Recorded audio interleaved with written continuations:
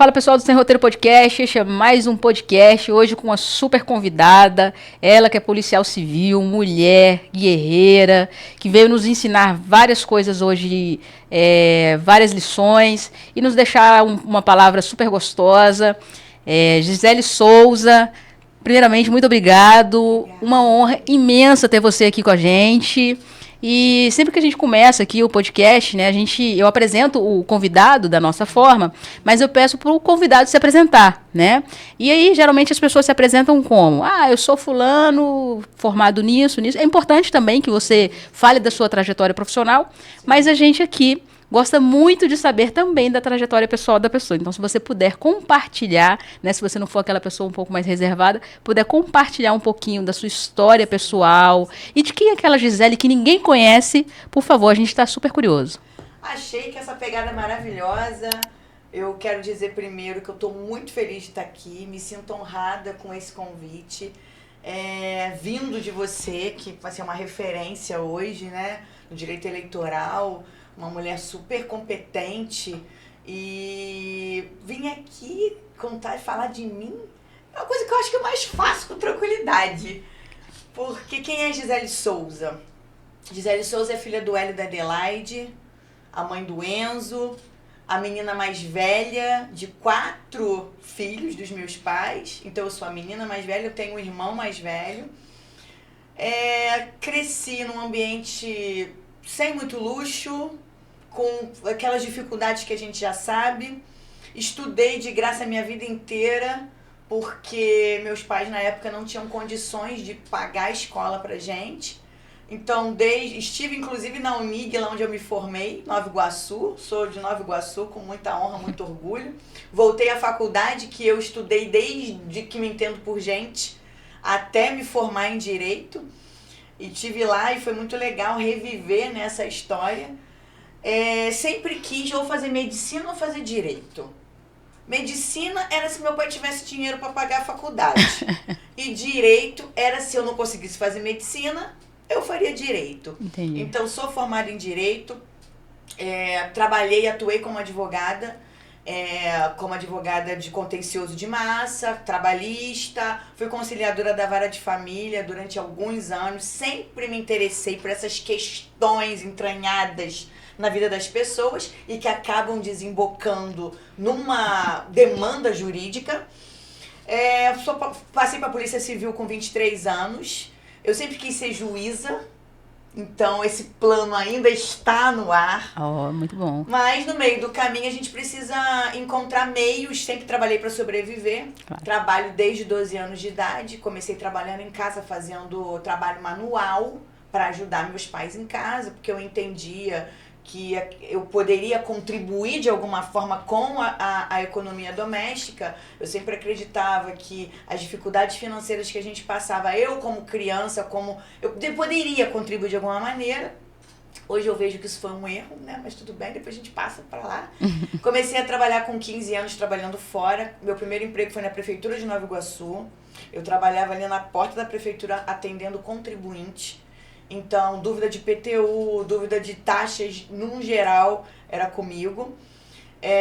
Eu estudava de manhã e trabalhava à tarde. E à noite eu cuidava dos meus irmãos mais novos, cuidava de casa, bordava, fazia tudo que tinha que fazer. Sempre tive uma carreira voltada ali, atrelada à política. Eu trabalhei nas campanhas de marketing da Prefeitura de Nova Iguaçu durante muitos anos. Eu fui gerente de uma agência de publicidade, ninguém sabe disso. Que legal. Que quase ninguém sabe. Samara tá ouvindo aqui em primeira mão. Olha só. E com 18 anos eu fui trabalhar em carteira assinada mesmo, na primeira empresa de nome, que era a SOS Computadores, numa época que a informática estava chegando no Brasil. Então se vendia muito curso de informática, se ensinava informática. Sim. Porque era uma novidade. Isso, cara, eu acho que 2000, 2001, por aí.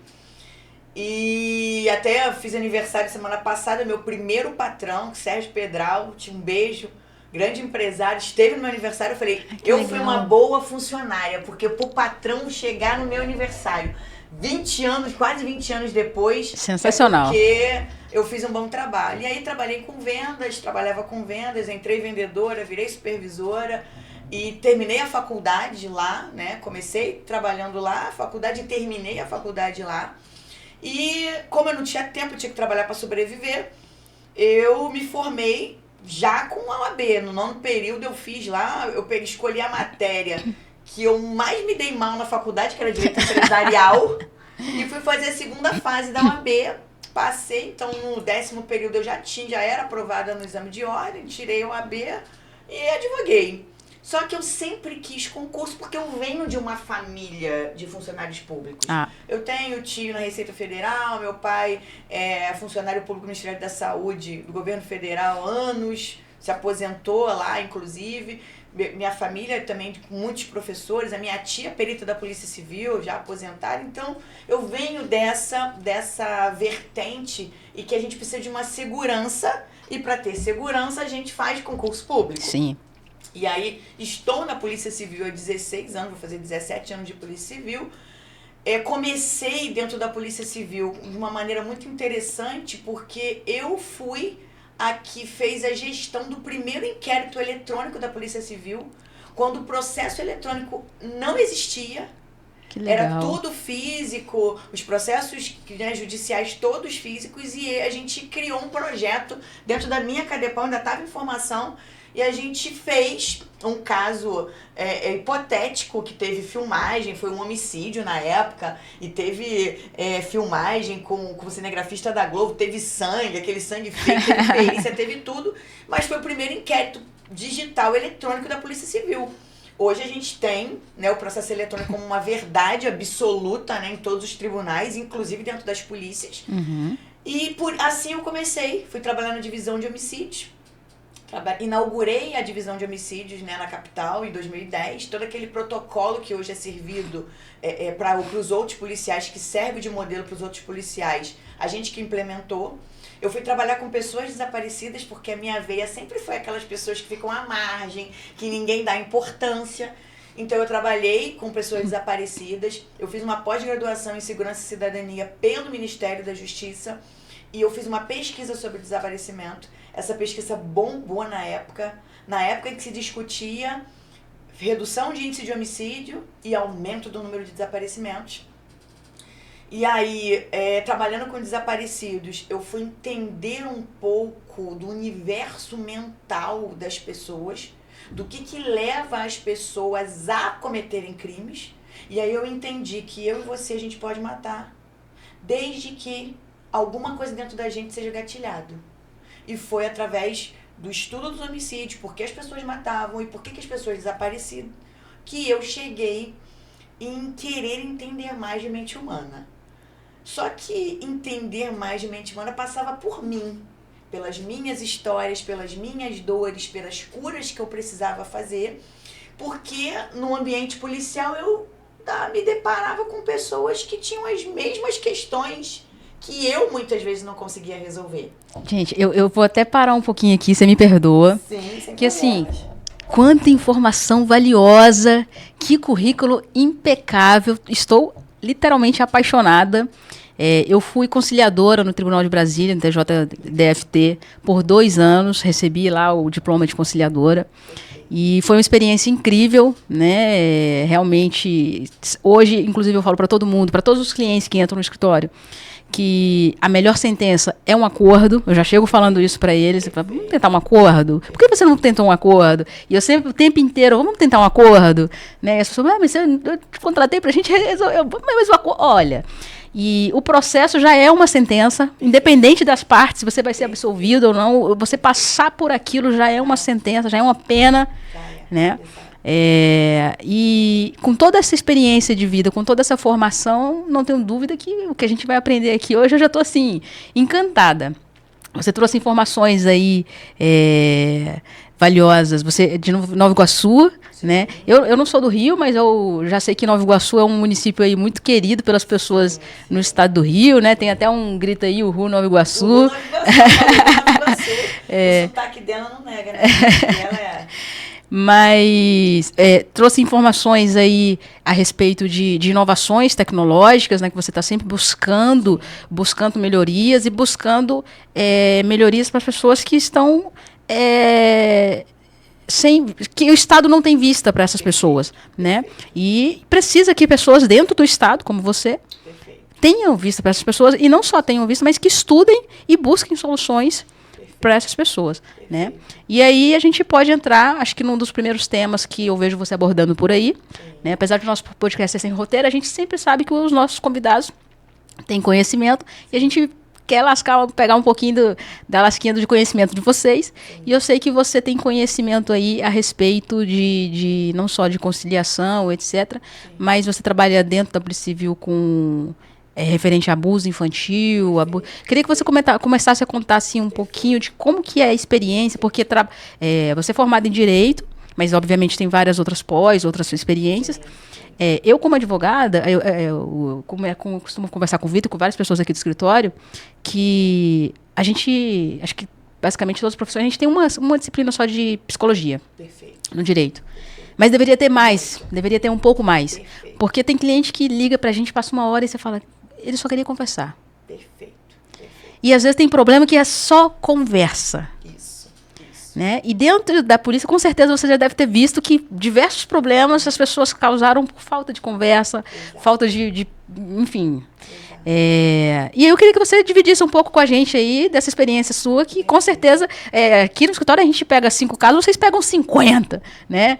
Então, quero escutar um pouquinho sobre isso, sobre esse tema. Hoje a gente faz, trabalhando com conciliação, tanto no Juizado Especial Civil, como nas varas de família e também no direito penal, né, no crime, a gente entende que tudo que não foi visto, a pessoa com ela, normalmente baseado em feridas da infância, ferida de humilhação, ferida de rejeição, ferida de abandono, ferida de traição.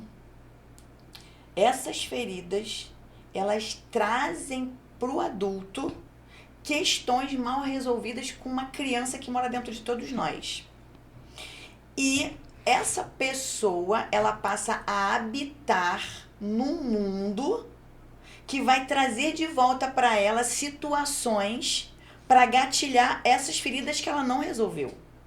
Então, se eu vou para um processo civil que eu quero muito receber uma indenização de uma empresa porque ela não prestou um serviço adequado, você pode ter certeza que ele tem uma ferida de abandono, uma ferida de injustiça, que essa pessoa transborda aquilo que não está resolvido nessa demanda judicial. Uhum. Na delegacia, por exemplo, a gente pega muito crime contra a honra, ameaça, a violência doméstica em si.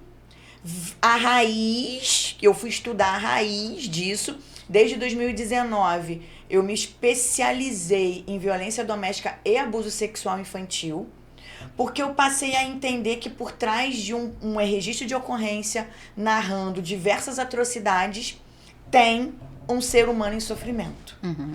Tem um ser humano que aquele registro policial, por exemplo, é só um transbordo de várias esferas e instâncias que não atuaram.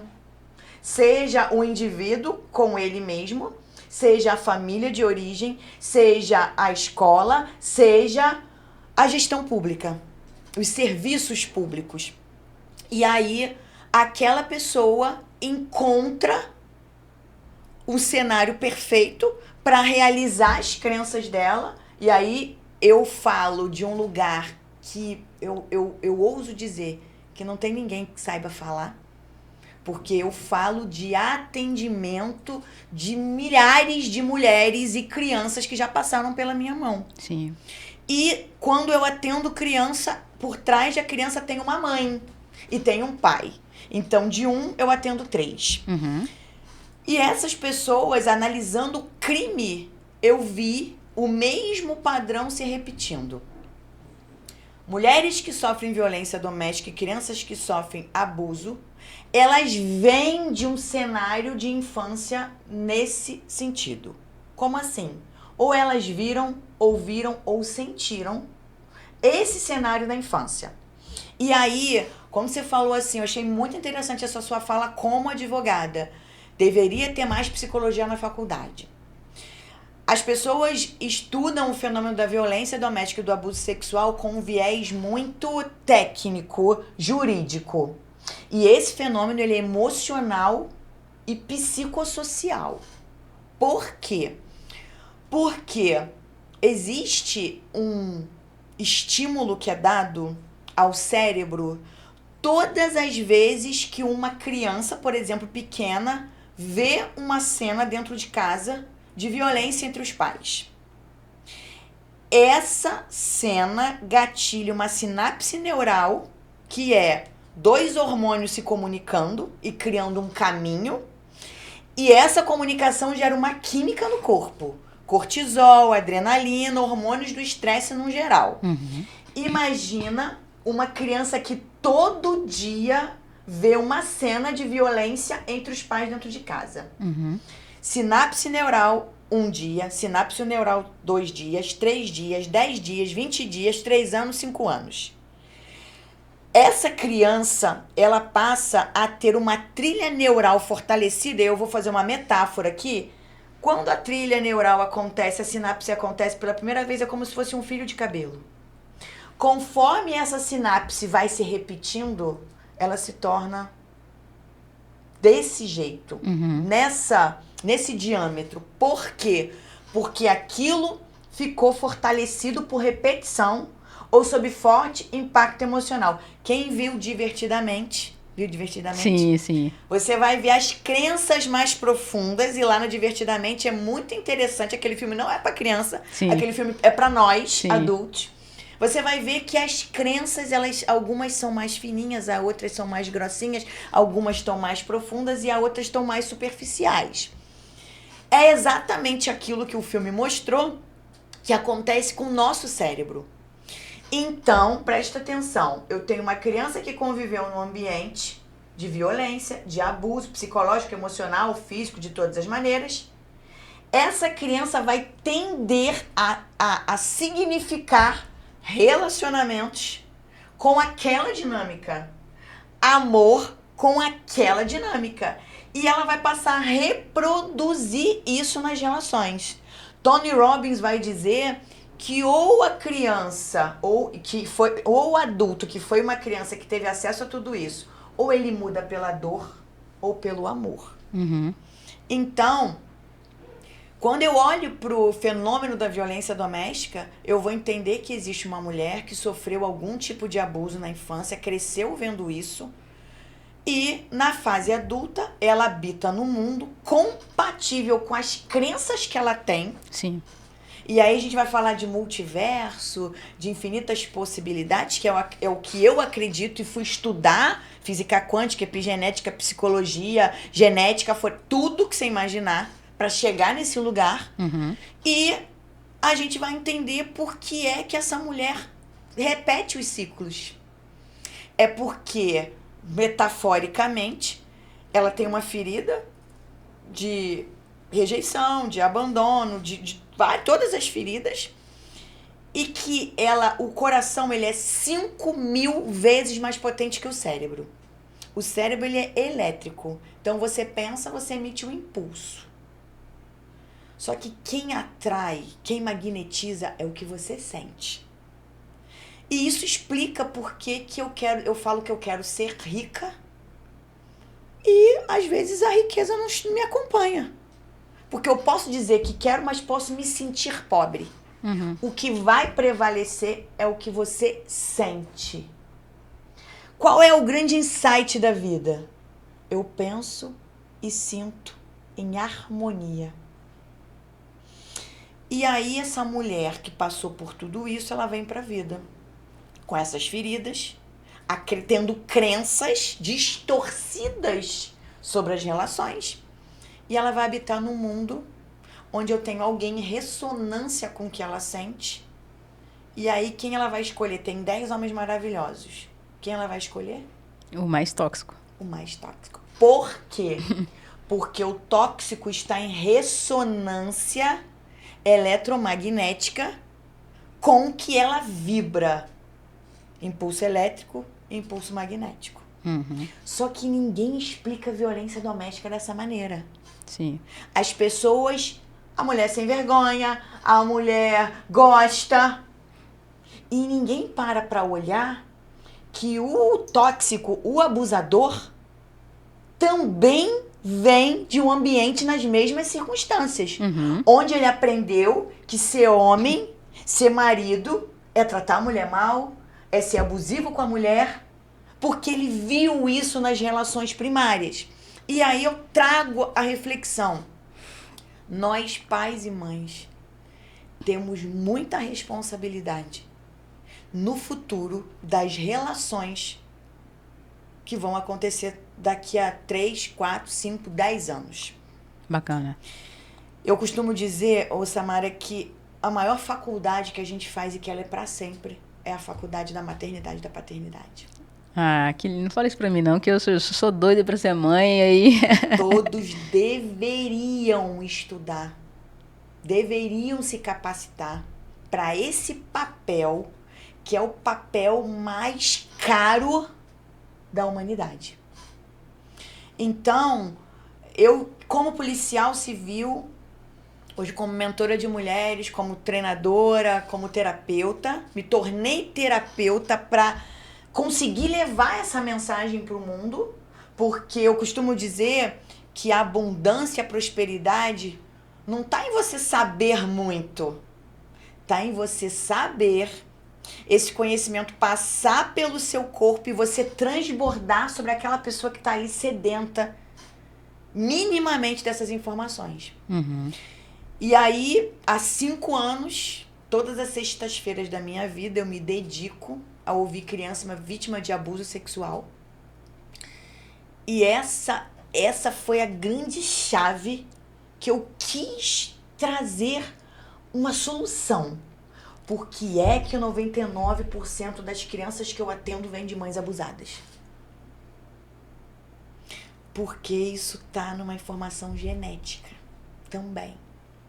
Nossa. Quando a gente tá no útero da nossa mãe. Então, a nossa mãe é um bebezinho em formação no útero da nossa avó. Quando a nossa mãe é um bebezinho, os óvulos que ela vai dispensar durante a vida para serem fecundados, eles já estão dentro desse bebezinho sendo produzidos. Por isso, a avó materna tem toda influência em quem a nossa mãe é e em quem nós somos. Um trauma, um acontecimento emocional qualquer, sob forte impacto emocional ou repetida, às vezes é uma informação exógena. Na medicina eles vão chamar de um elemento exógeno. E eu passei anos da minha vida querendo entender por que é que, entre aspas, uma criança nasce com essa predisposição a viver as mesmas dinâmicas do pai e da mãe, principalmente da mãe. E num curso chamado Holococriação, da Elaine Orives, eu tenho que honrar, tá? No curso chamado Metacocriação, da Elaine Orives, a pessoa que mais estudou física quântica, epigenética, psicologia, psiquiatria, tudo que você imaginar. Uma das maiores treinadoras mentais do mundo hoje. Eu cheguei na fórmula. Legal.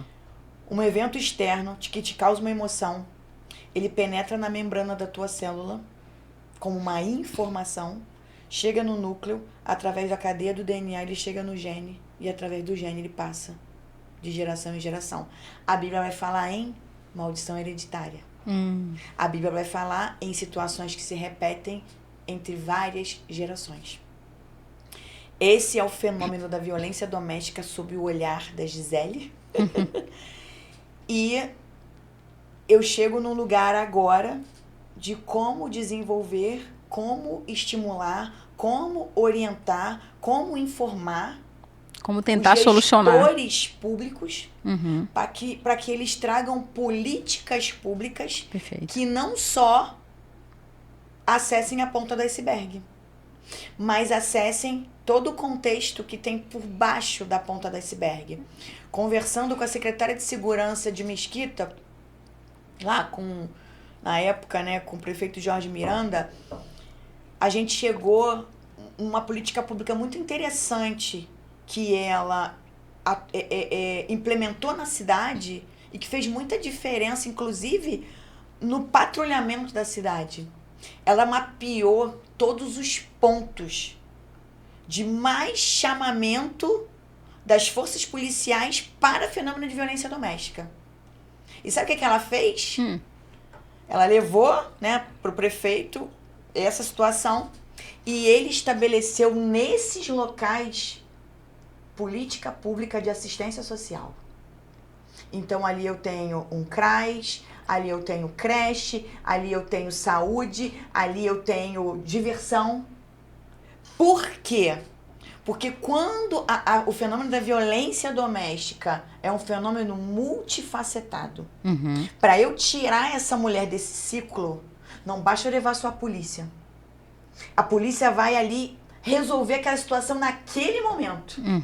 Só que essa mulher precisa de um apoio psicológico, ela precisa de um apoio jurídico, ela precisa de assistência social, ela precisa de alguém para cuidar dos filhos dela, ela precisa de emprego. Sem dúvida. E se eu não levo isso, eu enxugo o gelo. Ou ela volta pro... Ela volta pro ciclo porque ela não se vê com condições, porque a mulher precisa dessa rede de apoio, e eu tiro o patrulhamento que deveria estar coibindo crimes graves como roubo, crimes com letalidade violenta como roubo, homicídio, tráfico, para atender essa ocorrência que, em regra, ela depende de várias instâncias e precisa de um atendimento a longo prazo, não é num único momento. E nas delegacias por onde eu trabalho, eu estabeleci um protocolo que atenda essa mulher como se fosse a sua mãe. Ah, que legal. Sim. Nesse espaço onde a mulher chega para procurar a gente, hoje eu estou na 52 DP, mas passei pela 74 São Gonçalo, 72 São Gonçalo, 17, 57, 56, a gente olha para essa mulher com um olhar de acolhimento. E esse olhar de acolhimento muda o jogo. Essa mulher, ela chega na delegacia e ela não é vista mais como a sem vergonha que apanha do marido porque quer. Ela é vista como alguém que precisa de ajuda naquele momento policial e que precisa de um olhar de outras instâncias, outras instituições, outras frentes de trabalho para que ela possa entender primeiro, que que eu chamo de tomada de consciência. Eu falo para toda mulher que chega até mim, a partir de hoje você não pode dizer que você não sabe o porquê que você vive isso. Então, eu trago a consciência. E ela chora, e ela conta as histórias da infância, e ela conta tudo de atrocidade que ela viveu. Muitas vezes ela conta pela primeira vez para mim. Às vezes uma mulher com 50, 60, 70, 80 anos, que ela sofreu um abuso sexual na infância que nunca foi visto, nunca foi tratado, foi desconsiderado, pediram para ela fingir que isso nunca aconteceu. Só que isso deixa uma marca. E as marcas são crise de ansiedade, depressão, comportamento suicida, automutilação, dificuldade em socialização, dificuldade com toque físico. Muitas ficam com questões com a própria sexualidade. E aí eu me deparei com um fenômeno que essa mulher tem uma questão com abuso sexual lá do passado que ela não resolveu, isso interfere a vida sexual dela, e muitas vezes o marido dela acha que é pessoal com ele. Sim. E por isso ela também apanha. E por isso também eles se separam. Porque ele leva pro lado pessoal. E eu já ouvi marido dizer, eu nunca sabia que ela vivia isso. E agora que eu entendi por que ela se tremia toda, por que ela não gostava da vida sexual. É porque para ela tá revivendo. Então, quando essa mulher chega na delegacia, ela tem esse olhar, esse acolhimento, esse cuidado, da gente entender que a gente está lidando com feridas inimagináveis. Eu aprendi tão bem trabalhando com isso que não existe julgamento. O julgamento é a pior coisa que um ser humano pode fazer em qualquer situação. Nossa, ouvi isso de uma pessoa, um agente do Estado, né? Somente a parte policial, que... Hoje a gente recebeu um convidado aqui, um advogado criminalista até, e a gente fala, né? Poxa, às vezes eu tive uma operação esses dias que jornalistas me ligando e falando, e aí, seu cliente? Eu falei, você tá sabendo mais do que eu. Porque estourou a busca e apreensão e o jornalista sabia mais do que eu. E eu vi isso de uma autoridade policial, né, dessa responsabilidade que ele tem, não só com a vítima, mas também com o acusado ali, porque existe vidas, existe o porquê, não que o porquê justifica, mas que houve uma coisa que o porquê causou aquilo, não o que justifica, mas o que causou, e que aquilo tem que ser tratado. Perfeito. É sensacional, é incrível, porque é isso que eu falo, gente, estão querendo aumentar a pena para quando você compra e receptação. Não, aumento de pena não vai resolver. O que tem que ser resolvido é isso, é educação, é cultura. Perfeito. E eu vi isso de pessoas que trabalham, é tão difícil, é satisfatório pra gente que é advogado. Então, continue, por favor. Só precisava enfatizar isso. E olha que interessante, pegando um gancho no que você está dizendo, Samara, a gente em sede policial, a vítima procura a delegacia, a gente faz o registro, ela tem o direito de pedir, requerer medidas protetivas. Sim. Eu sempre peço uma medida protetiva que quase ninguém fala nela, que é o comparecimento do agressor a programas de apoio, de tratamento. Existe essa medida protetiva. Sim.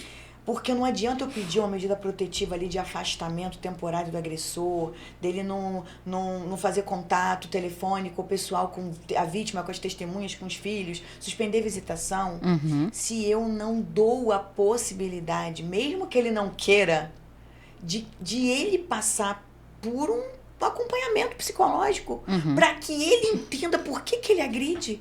Porque senão eu tô tirando aquela mulher daquele agressor e daqui a pouco ele tá agredindo outra mulher. Sim. Então, eu tô enxugando o gelo da mesma maneira. Perfeito. O foco é sempre na mulher, né? E aí vem uma outra pegada. A mulher é a culpada, a mulher é a julgada. E o homem? Não adianta só prender o cara, não adianta só impor medida protetiva em desfavor dessa pessoa.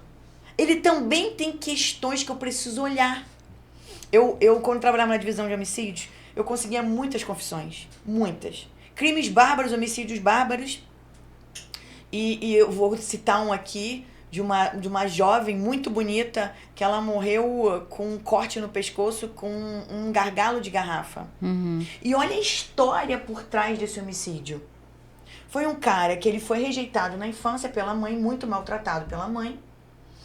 Ele já estava num processo depressivo muito, muito profundo, tanto que ele funcionava como um vigia da escola da família da vítima. A família da vítima tinha uma escola e ele trabalhava de graça. Que pra isso? você ter noção do nível, né, de não merecimento, de, né? E um dia, num carnaval, essa vítima foi à escola receber uma mensalidade, porque era uma escola de bairro. Ele achou, olha só, que a vítima tinha ido vê-lo, abordou a vítima numa condição de que, poxa, você veio me ver. Ela disse, não é bem assim, calma aí, eu tenho namorado. E na negativa, ele ficou com raiva e cortou o pescoço dela. Que isso? Então, olha que interessante, olha o que fez esse homem gatilhar numa rejeição que ele sofreu lá atrás em relação a uma situação que estava acontecendo naquele momento. E aí, esse cara confessou o crime, tá? Eu lembro que na época a gente fez todo um trabalho de acolhimento dele como ser humano, porque ele é um ser humano. A polícia tá ali para ouvir as histórias, o juiz tá para julgar, o MP tá para acusar e o defensor tá para defender. Sim, isso é. Então, assim, sem julgamento, foi quando eu comecei a exercitar essa capacidade de não julgamento. E ele entregou a história como foi. Talvez, se ele não tivesse, né, contado, a gente ficaria anos investigando tudo isso, né? E a raiz do homicídio era uma rejeição. Então, no dia a dia policial, a gente vê nitidamente as questões que as pessoas não resolvem consigo, nas famílias. Isso desemboca dentro da delegacia. Só que as pessoas também não param para entender que o policial que tá ali, ele não é Jesus. Ele não é um anjo que veio do céu sem defeitos nenhum. Ele é um ser humano que muitas vezes vem da mesma dificuldade da vítima, enfrentando os mesmos problemas que a vítima enfrenta. Atualmente eu dou aula na academia de polícia para os novos policiais. Ah, que legal. E a pegada que eu mais trago é essa. Cuidem do emocional de vocês. Antes de mais nada. Porque lá no plantão da central de flagrante, você vai se deparar com uma situação que era a situação que você via dentro da tua casa. E se não tiver bem resolvido, você vai gatilhar e você vai passar mal. E aí eu tenho a história de um policial que trabalhava comigo numa delegacia e ele sempre tinha questões com a PM. Então toda vez que chegava a PM na delegacia, era um problema. Até um dia, eu chefio o cartório das delegacias. Então eu tenho uma equipe subordinada a mim. E eu sempre olho para minha equipe com esse olhar de entender quem é, o que eu posso esperar, quais são as limitações. E eu lembro que quando começava a dar muito problema no plantão, eu ia tirar plantão. Eu ia tirar plantão para entender o que estava acontecendo no plantão. Sempre com esse olhar pro humano. E aí eu tirei plantão com essa pessoa e comecei a enxergar essa pessoa no relacionamento. Eu perguntei assim para ele: quem foi que te tratar? O que acontece com você? Primeiro eu fiz a seguinte pergunta: o que acontece com você com PM? O que você sente? Eu sinto que eles são muito autoritários, muitas vezes na forma de falar comigo. Eu falei, tá. E quem foi na tua infância que foi autoritário com você? Toda vez que eu vejo um PM, ele respondeu, eu lembro do meu pai. A forma como meu pai me tratava, como se eu fosse um idiota. Eu falei, então eu vou te dar uma devolutiva disso. Se sentir um idiota tá em você.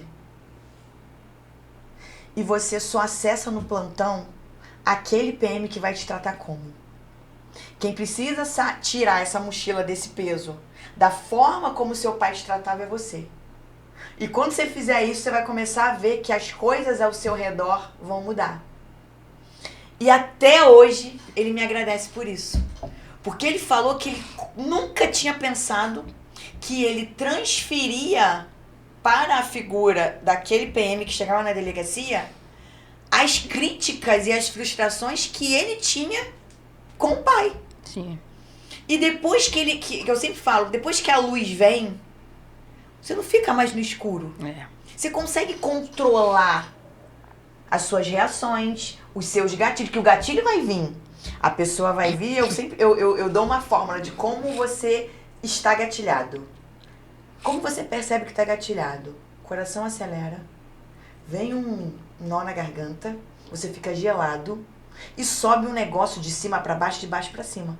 Gatilhou. Você pode ter certeza que e você tem vontade de lutar ou fugir. De responder ou fugir. Isso é característico de um gatilho emocional baseado em alguma questão, alguma crença, algum trauma que você sofreu lá atrás. Toda vez que você se deparar com isso, para, respira, para o cérebro voltar a oxigenar e pensa, isso é só uma reação do meu corpo a alguma coisa que um dia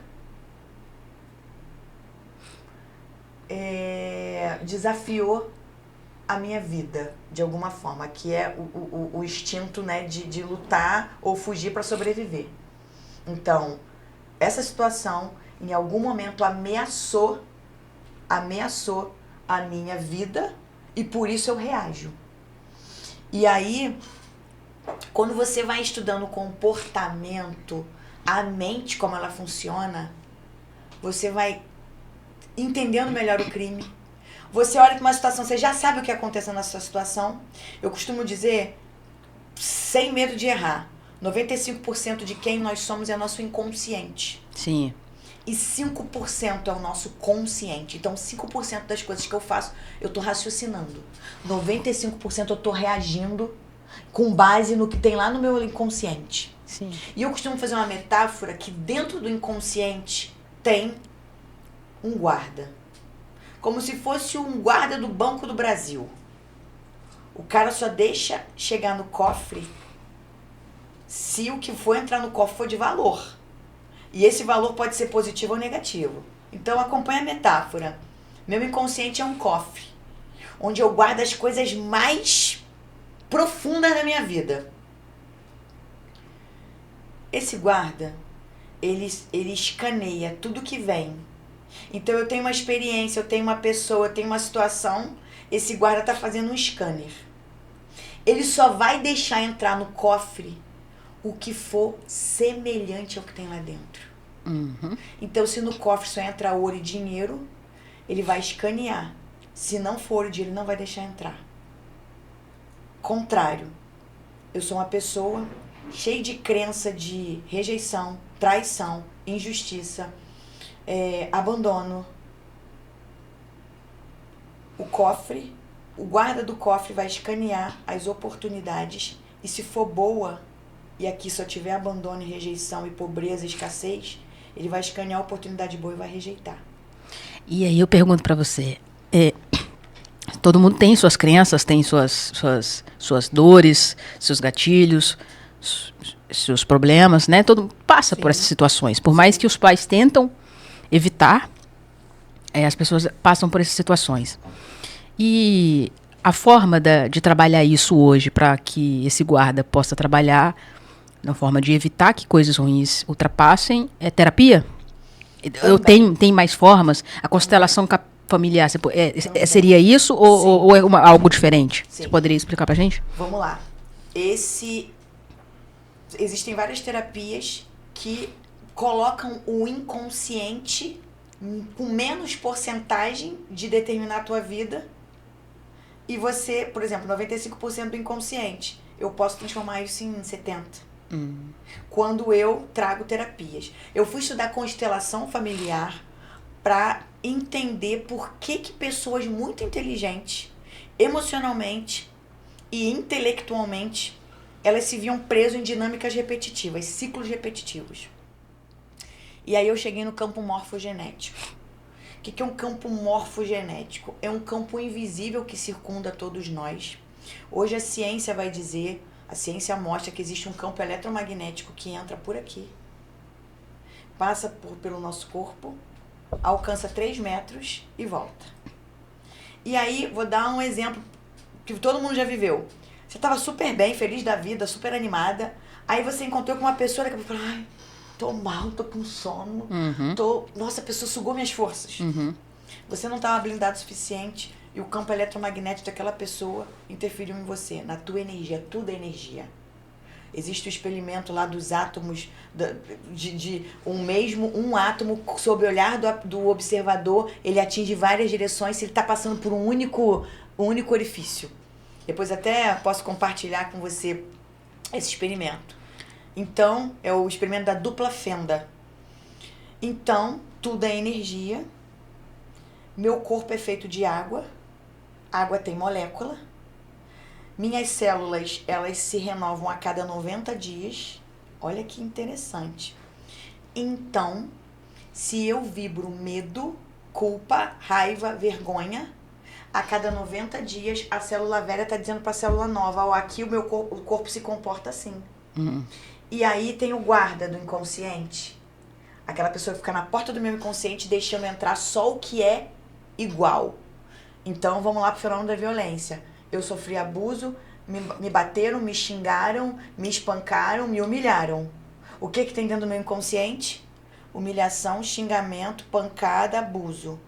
Vem uma pessoa maravilhosa para me amar, para me cuidar, para fazer tudo de bom para mim. Você acha que essa pessoa vai fazer o quê? Bloquear. Não vai dar nem espaço. E é por isso que a escassez persiste. E é por isso que a pobreza persiste, é por isso que a violência persiste. Sim. Porque o guarda do inconsciente só deixa entrar no inconsciente o que é igual. Como é que eu mudo? Que foi a sua pergunta. Primeiro, terapia. Eu falo que todo ser humano deveria fazer terapia. Que as crianças deveriam fazer terapia desde que se entendessem por gente. Segundo, eu me encontrei numa terapia chamada constelação familiar. Que estuda o campo morfogenético e vai dizer que a Samara vem de uma ancestralidade que teve muito sucesso, que foi inovadora, foram grandes imperadores, grandes reis, grandes gestores públicos. E hoje a Samara é uma herança também de todo esse legado ancestral. Da mesma maneira que a minha vítima lá de abuso, ela veio de uma avó que foi abusada, de alguém que nasceu de um estupro. Eu vou contar um caso real. 72 DP, São Gonçalo, Mutuá, uma mulher num plantão. Eu vim registrar um estupro tardio. De cara, quem não entende o que eu tô falando já vai tratar a vítima. Estupro tardio. O estupro aconteceu lá atrás, você vai registrar agora. Por que será? Caso real. Essa mulher, e é muito comum, a mulher que sofreu qualquer tipo de violência sexual, ela cria um bloqueio mental, o estupro está acontecendo do lado dela, ela não vê. Então, a filha está sendo abusada e ela simplesmente não vê. É um mecanismo do cérebro. E aí ela descobriu. Ela estava com um filho de 6 anos de idade, com esquizofrenia. E ela descobriu que, na verdade, o filho dela estava doente por causa dos abusos que ele sofria. Além dos abusos, ele era instigado ao suicídio. Ele era instigado a se jogar da laje. E aí, trauma, a criança não sabe lidar com aquilo, ela vai, frases soltas, começa a se comportar com base naquele trauma. Quem não tá entendendo nada, fala, essa criança tá maluca, né? Vamos levar no psiquiatra. Remédio, dopado. E aí chega no plantão. Com muita sabedoria, meu delegado, Dr. Márcio Esteves, cara com outro nível de entendimento também, pegou essa mulher, levou para a sala dele e já me chamou. Porque eu já trabalho com isso há muito tempo. E a primeira coisa que eu falei para essa mulher, olha só, aqui não tem julgamento. Eu quero que você me conte um pouco da tua história, como você nasceu. Ela, minha mãe foi estuprada e eu nasci. Nossa. Entendeu? Entendeu a carga que essa mulher já recebeu? E aí, ela vem pra vida, tem 2 filhos, e os 2 filhos sofrem abuso. Nossa. E a partir de um trabalho que a gente fez, de acolhimento dessa mulher, de oitiva dessa mulher, de oitiva dessas crianças, a gente conseguiu uma condenação de 57 anos.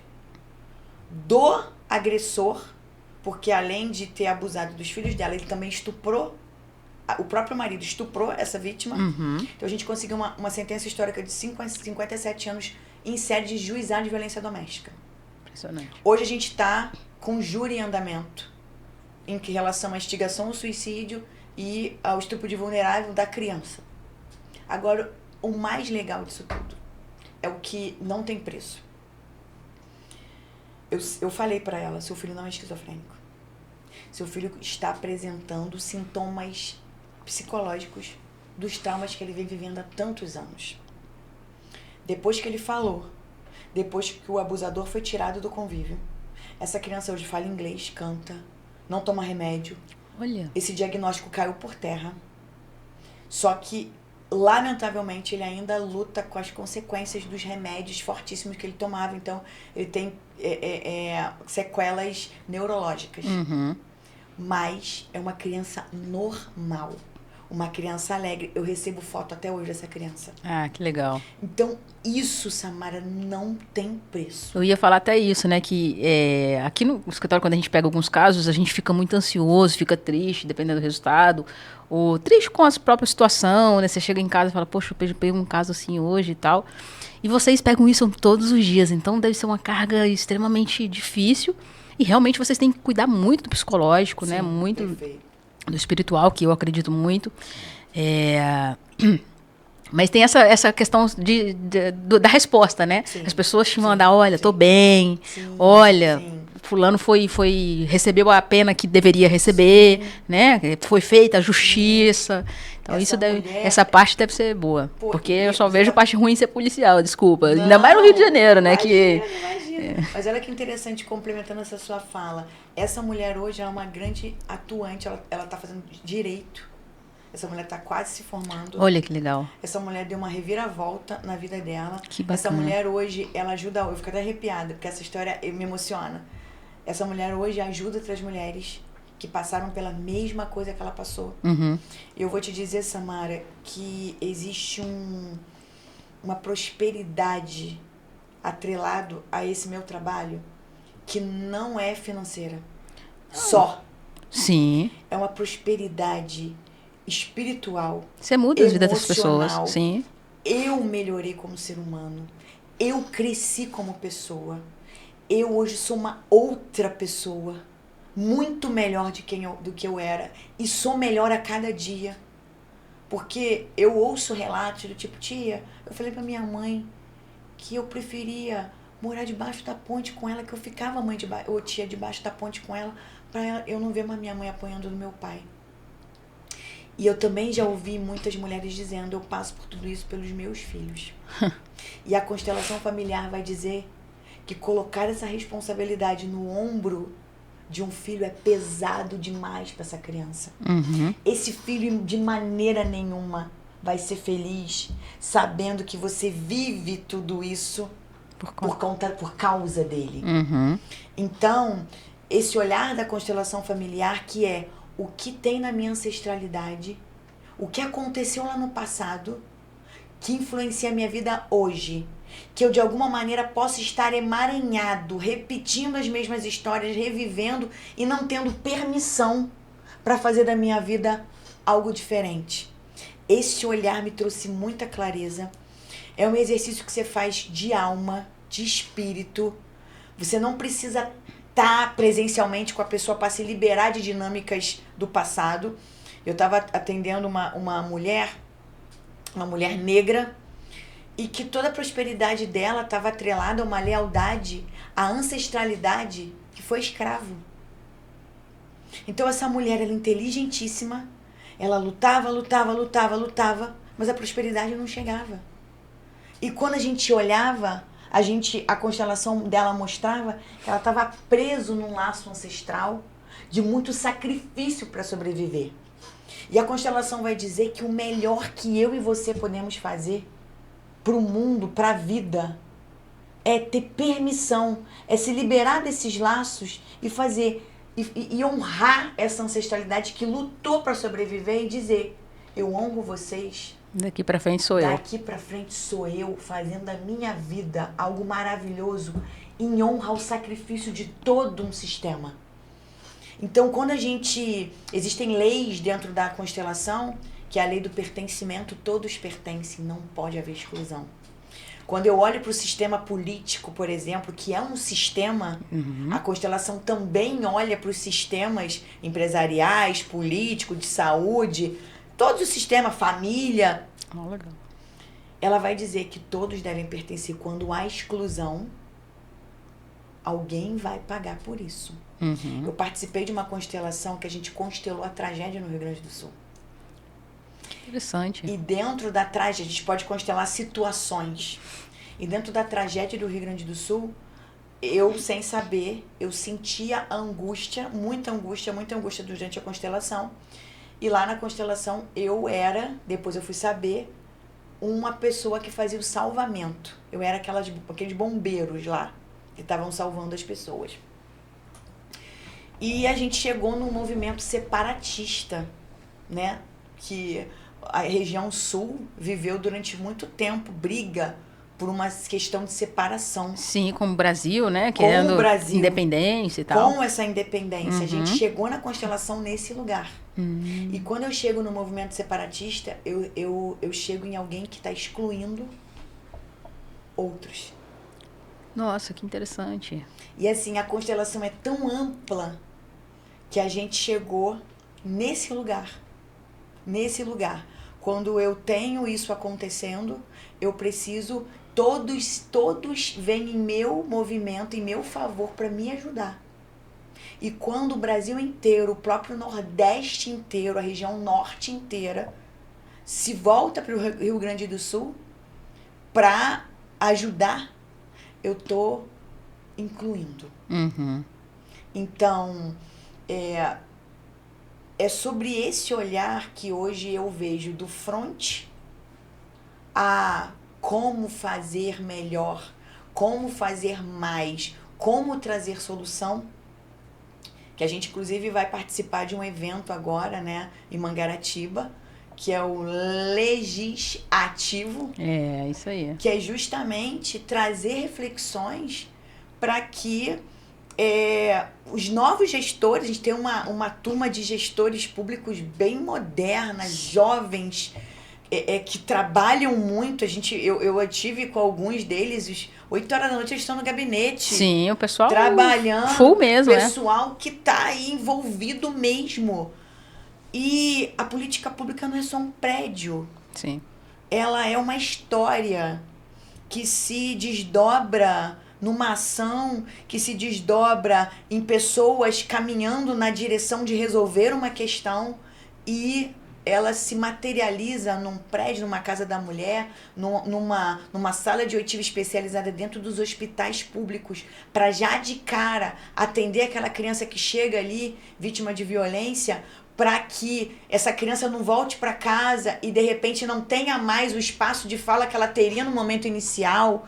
Então, até na própria escola, né, que os professores tenham capacidade de identificar esse tipo de violência. Exatamente por uma questão educacional, de eu levar... Eu canso de receber na DEAN criança que chegou na delegacia porque teve uma palestra na sala de aula, na escola, e ela descobriu que o que ela estava passando em casa era abuso.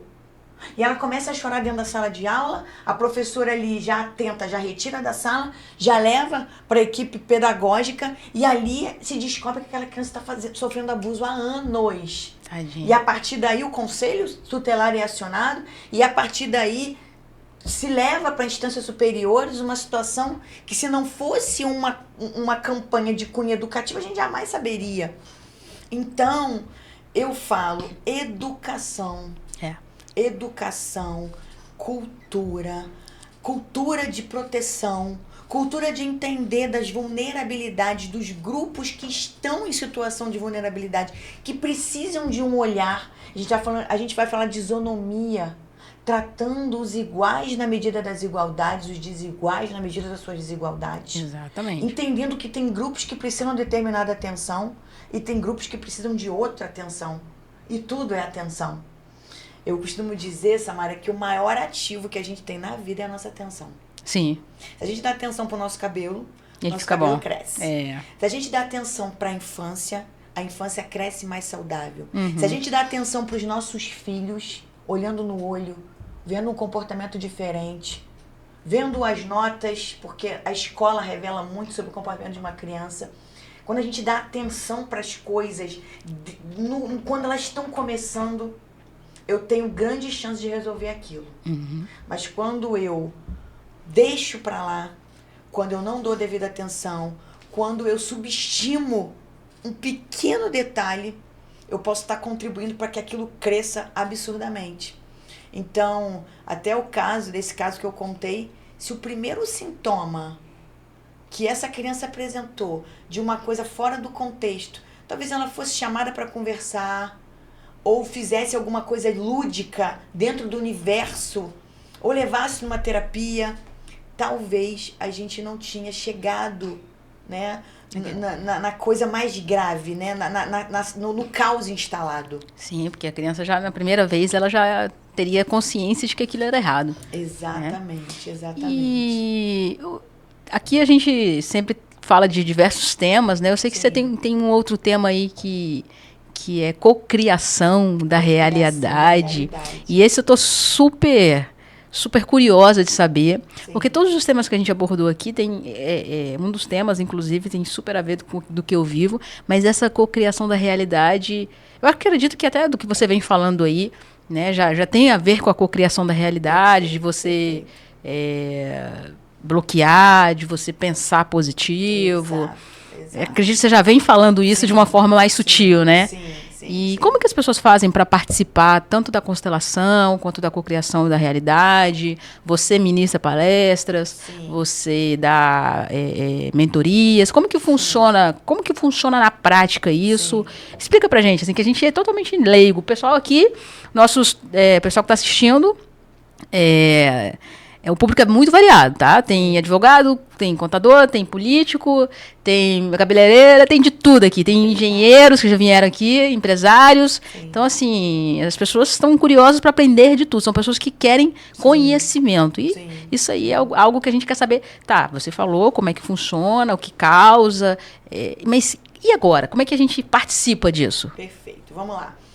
A cocriação da realidade é uma certeza absoluta que eu tenho de que nós podemos criar a nossa realidade.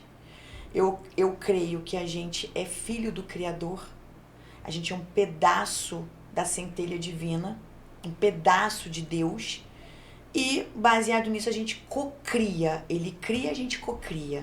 Então a gente é um co-criador da realidade. A cocriação da realidade passa basicamente pelo que você sente.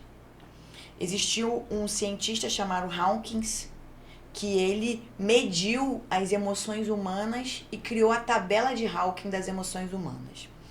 Essa tabela vai dizer em quantos hertz vai vibrar cada sentimento. Por que que as minhas vítimas tentam se matar e vivem depressão e ansiedade? Porque as piores frequências da tabela de Hawkins são medo, vergonha e culpa. 3 sentimentos que acompanham toda pessoa que sofreu algum tipo de violência e abuso na vida. Frequências que cocriam, que te tiram você desse estado de estar flertando com a morte, com a pobreza, com a escassez, com tudo de ruim, e faz você começar a alcançar outros níveis de frequência. Aceitação. Se eu aceito que tenho um defeito, eu tô pronta para mudar. Se eu rebato, eu não vou mudar. Então, primeiro eu preciso aceitar que eu preciso de ajuda. Eu preciso aceitar que eu vibro nessas 3 frequências. Eu preciso aceitar isso. E esse foi o meu processo pessoal. Eu vim de questões de rejeição e feridas de abandono, que tem a ver lá com as minhas interações na minha infância com as minhas figuras de pai e mãe. E não necessariamente precisa ser um abandono, eu abandonei você. A forma como a criança significa um episódio. Uhum. E vou trazer um dado aqui. Até se você nasceu e foi colocado na incubadora antes de vir pro colo da sua mãe, tu já tem uma filha de abandono aí. Entendi. Isso aí ninguém para te dizer. Que você tem um vazio dentro de você, que você não entende, e que muitas vezes tá lá no nascimento. E você sequer tem noção. Eu tava no quentinho da barriga da minha mãe, saí e me botaram na incubadora, eu não vi mais a voz da minha mãe, eu não senti o calor da minha mãe, eu não senti mais o coração da minha mãe bater. Abandono. Já vem. Tanto é que as maternidades fazem toda uma campanha para a criança sair da barriga da mãe e ir direto pro colinho. Que é justamente porque existe uma explicação científica para isso. As coisas não são à toa. Então eu crio a minha realidade com base no que eu penso e no que eu sinto. Eu sou co-criadora da minha realidade. Quando eu falei lá que eu queria fazer medicina, eu queria fazer direito, eu fiz direito. Quando eu queria ser juíza, eu não sou juíza ainda, mas eu me tornei policial, trabalho com justiça.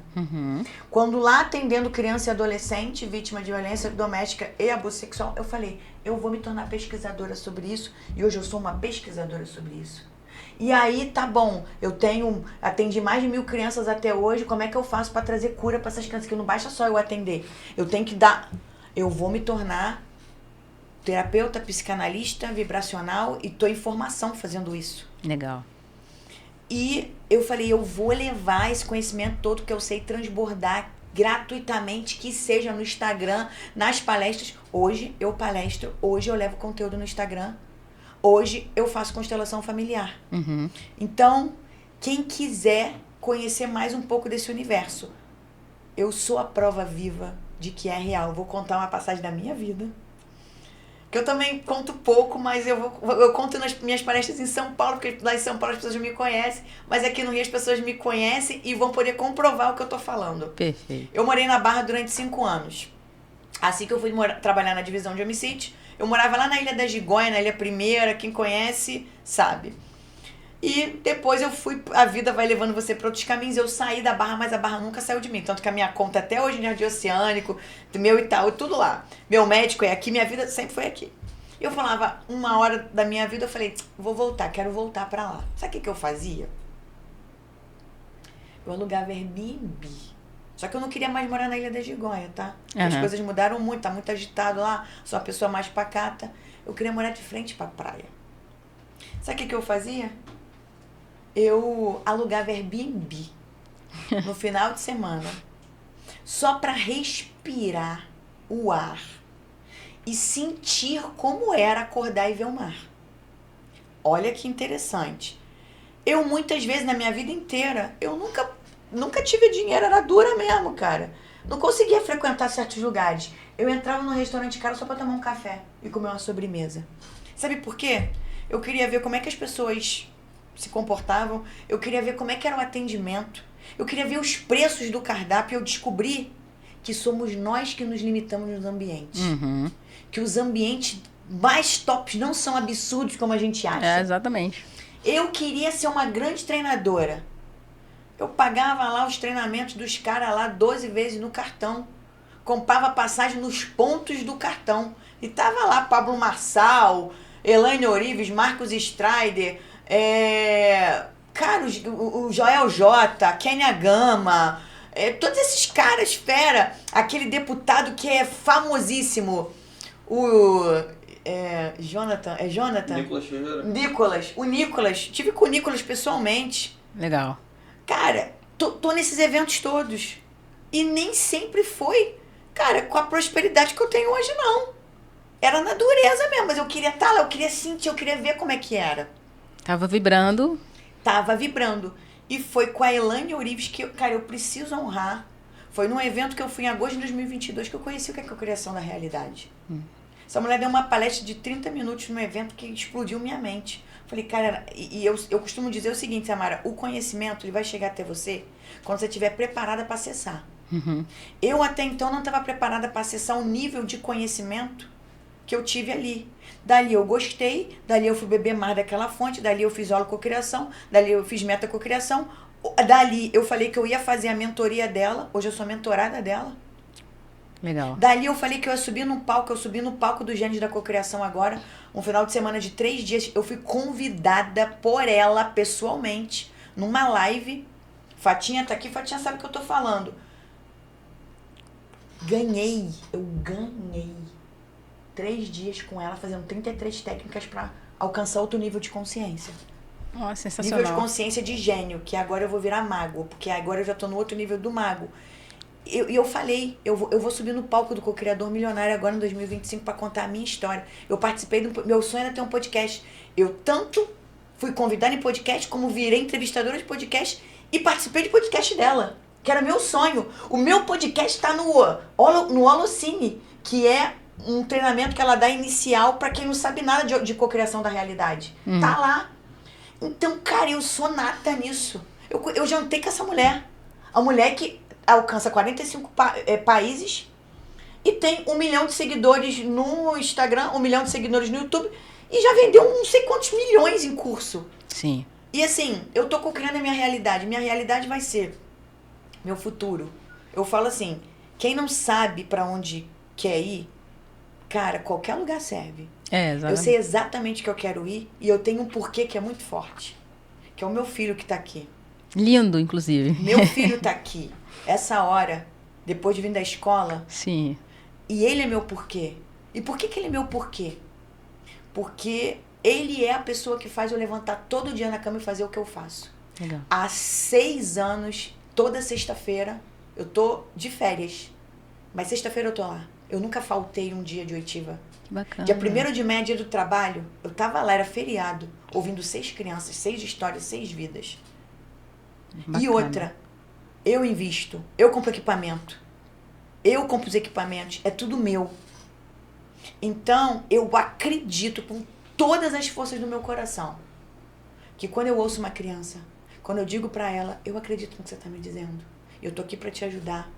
A gente tem um protocolo que encaminha para atendimento psicológico imediatamente na rede pública da região, do município. Você vai fazer terapia. Você vai sair da terapia quando você melhorar, quando você estiver alta. Falo pro pai, você vai fazer terapia, ou pra mãe, você vai fazer terapia junto com ele, porque pra ele se curar você tem que estar curada. Você é mãe, você transborda. Então, eu acredito, Samara, num mundo onde a gente vai ter mulheres que vão ter voz. Mulheres que vão ser reconhecidas pelo valor, porque quando eu cuido de uma mãe, eu cuido de uma família, eu cuido de um lar. Sem dúvida. Hoje, grande parte do empreendedorismo do Brasil está na mão das mulheres. Sim.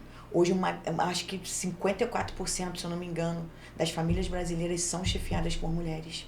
A gente puxou uma estatística até para a parte eleitoral, né?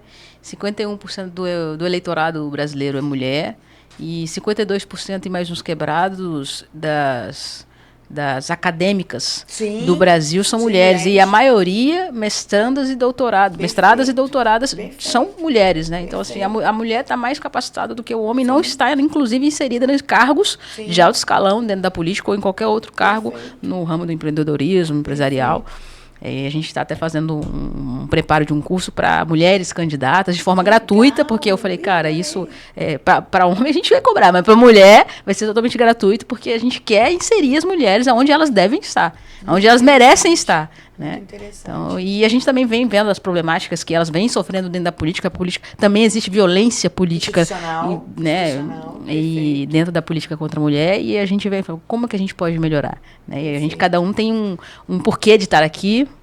Eu sei o porquê também que eu estou aqui.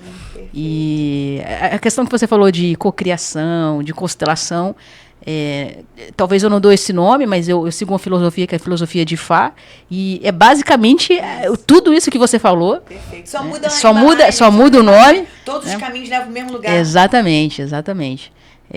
Tem uma frase do Papa até, né, que a gente postou esses dias, que Deus é Deus em qualquer religião, perfeito, né? Só muda. Essa frase. Então, eu acredito muito nisso. Perfeito. E fiquei encantada pelas suas colocações. Acredito que o público também deve ter ficado encantado. Eu quero conhecer, quero depois participar. Não sei se tem como participar de uma.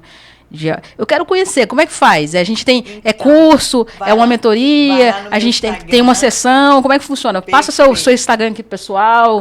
@Gisouza Treinadora. Eu tenho vários produtos. Eu tenho sessão de constelação individual, que é o que eu indico para quem quer começar nesse mundo. Perfeito. Dia 18 de maio. Nessa sessão. Aí o que a pessoa tem ali? Só pra gente. Vende o curso aí, né? Uma sessão de constelação familiar. Ela você tem duas formas de fazer, ou na água, onde a água ela serve como campo, e eu tenho bonecos de EVA que se movimentam nesse campo, mostrando as dinâmicas da sua vida. Então a pessoa vai ter respostas ali. Vai ter respostas ali. Sim. A pessoa normalmente não fala muito, a própria constelação mostra. Perfeito. Porque a gente entra no campo morfogenético dessa pessoa. E a gente tem com bonecos, né? Bonecos de madeira, bonecos de acrílico, também é uma outra forma, porque o meu cliente vai trazer informações do inconsciente. Então, o constelador, ele tem um preparo para conduzir essa sessão. É uma sessão que dura mais ou menos de 2h30 a 3 horas. Legal. É uma sessão que eu sempre parto do que o cliente quer constelar. E se ele nunca se constelou na vida, eu sempre gosto de constelar ele como ser dentro do sistema familiar dele. Mas eu posso constelar situações, eu posso constelar uma resposta, eu posso constelar um negócio, eu posso constelar tudo que eu quiser. E tem as constelações que acontecem em grupo, que são as constelações onde eu tenho um grupo, um constelado, né, um constelando, né, na verdade ele vai passar pela constelação, e a consteladora. O constelando diz o que ele quer constelar, e a gente coloca essas pessoas que estão na plateia como representantes. Então, esses representantes começam a sentir todas as sensações do representado. E aí a coisa se desenvolve, ele é muito bonito. Tem uma série chamada Uma Nova Mulher no Netflix, Quem não entende nada de constelação e quer saber como é que funciona uma constelação em grupo, principalmente, que lá tem várias constelações e como isso ajuda a tua vida, assiste essa série, tem 2 temporadas, Uma Nova Mulher, vale muito a pena. Eu agora, a partir de maio, meado de maio, eu tô fechando um evento. Eu ainda não tenho as informações todas, mas a princípio é dia 18 de maio. Eu vou fechar um evento meu com a minha sócia, né, que foi minha professora. Eu fiz 3 formações em constelação. E a gente vai fazer rodas de constelação, onde a gente vai, além de constelar as pessoas ao vivo, a gente vai fazer exercícios sistêmicos para que quem não entende nada de constelação, ou que as pessoas levam muito pro lado espiritual, religioso, não tem nada a ver com religião, é uma terapia fenomenológica. Acontecem fenômenos na constelação que não se explica, né? Sim. Só quem sente que sabe. Então a gente vai fazer eventos voltados para esse público que quer conhecer um pouco mais de constelação, quer se constelar. Eu também tenho mentoria, né? Até tem uma nossa convidada que está aqui, que é minha mentorada. Legal. Tudo começa com uma constelação. Entendi. Que a gente faz do meu cliente para eu entender o que esse cliente tem de situação que está impedindo que esse cliente evolua, o que está aprendendo, o que tá atrapalhando que ele faça o que ele quer fazer. E a partir de então a gente faz um trabalho ali, né, de movimentos, porque para você mudar a trilha neural que existe, a trilha neural é aquele caminho que a gente percorreu a vida inteira para chegar num lugar. E muitas vezes esse caminho está viciado, esse caminho tem um emaranhamento, esse caminho está preso por algum motivo, ou uma crença, ou uma dinâmica do passado, ou uma exclusão. Então, a partir desse olhar, eu crio uma nova trilha neural. Então, meu cliente vai sofrer um pouquinho? Vai, porque ele vai ter que enfrentar esse comportamento que vinha paralisando, né, o futuro, e ele vai ser direcionado, ele vai ser olhado, ele vai ser acompanhado no processo de fazer um novo caminho neural em busca daquilo que atende o que ele quer. Então, a minha mentoria toda é baseada em constelação familiar. Perfeito. Assim, hoje eu já tô migrando para mentoria em grupo, porque meu tempo, né? É um tempo escasso. Eu sou mãe, dona de casa, eu levo o filho na escola todo dia, eu sou policial civil, eu faço esse trabalho na DEAN, eu sou diretora da NB, participo de podcast, palestra, então, eu sou mentora, então, são muitas atribuições, mas assim, eu tento transbordar sobre o mundo das formas mais variadas para acessar todos os tipos de público. Sim. O público que pode pagar, o público que não pode, o público que tem consciência, o público que não tem, grandes públicos, público individual. Então eu tento fazer de uma maneira que a mensagem não deixe de chegar. Ah, sensacional. Então, gente, a partir do dia 18 de maio, fica de olho aí no Instagram dela. Vou colocar lá. Busquem lá a mentoria, busquem essa constelação individual. Eu vou buscar, eu achei super interessante.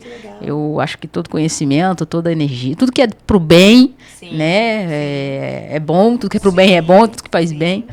E aqui a gente já tá pro final, tá? E sempre no final a gente pede pro nosso convidado ou deixar um livro, o filme você já deixou, né, de indicação, ou deixar uma mensagem, ou falar de alguma música que gosta. Enfim, esse é o tempo do convidado, o podcast sem roteiro, então agora é sem roteiro. Pode não ser nada disso que eu falei, fale o que você quiser, esse tempo é todo seu, fica à vontade. Olha, primeiro eu quero te presentear com uma sessão de constelação familiar. Ah, obrigado. Eu sempre eu gosto da reciprocidade. Obrigado. Eu acho que foi de uma gentileza sem tamanho estar aqui. Então, depois você me chama lá, tá, a gente vai ótimo. marcar a sua Obrigada. sessão. Eu tenho certeza que vai ser um divisor de águas na sua vida. Obrigada. Para todos os projetos bonitos que você tem pela frente. Você falou sobre esse curso, né, para mulheres candidatas. Eu acho que quando eu olhei hoje a quantidade de representatividade nas nossas casas legislativas, eu fiquei assustada, né, com a disparidade. Então, eu acho que projetos novos requer novas ferramentas, requer novas habilidades e requer, às vezes, tomada de consciência para coisas que podem potencializar. Então, meu presente para você vai ser para te potencializar. Ah, obrigada. Eu vou deixar aqui para reflexão das pessoas um documentário que eu vi recentemente que fez muito sentido pra mim, por tudo que eu acredito. Uma série Uma Nova Mulher. E quem puder, veja. Você vai achar absurdo o que eu vou falar, mas tem tudo a ver. O documentário da história do Claudinho Bochecha. Eu assisti recentemente. E eu vi ali duas coisas interessantes. O Claudinho, ele faleceu, não tá mais aqui. A missão dele na vida foi mudar a vida do Bochecha. E duas coisas que o Claudinho era fantástico. Ele era alegre e era grato. Você quer alcançar a vida dos teus sonhos? Seja alegre todos os dias da sua vida, mesmo nos piores. Porque quando eu tô triste, porque eu também fico triste, eu olho pro meu filho e agradeço. Eu tenho motivo para ser feliz. Porque eu tive a dádiva de ser mãe. Sim. É encontrar riqueza nos mínimos detalhes. Perfeito. Eu posso ver o mar. Tem gente que não tem os olhos para enxergar a cor do mar, como ele é bonito. Então, ali naquele documentário foi que eu vi recentemente, por isso que eu achei muito interessante trazer o sucesso. O cara veio de uma comunidade, morava numa comunidade. Eu lembro uma cena, vou dar um spoiler, onde ele vai para Uruguaiana. Ele vai para Uruguaiana. O Bochecha, a maior ranzinza, no documentário vai passar isso. E o Bochecha, pô, meu irmão, tu vai fazer as coisas aqui? Ele, meu irmão, tu sabe soltar pipa?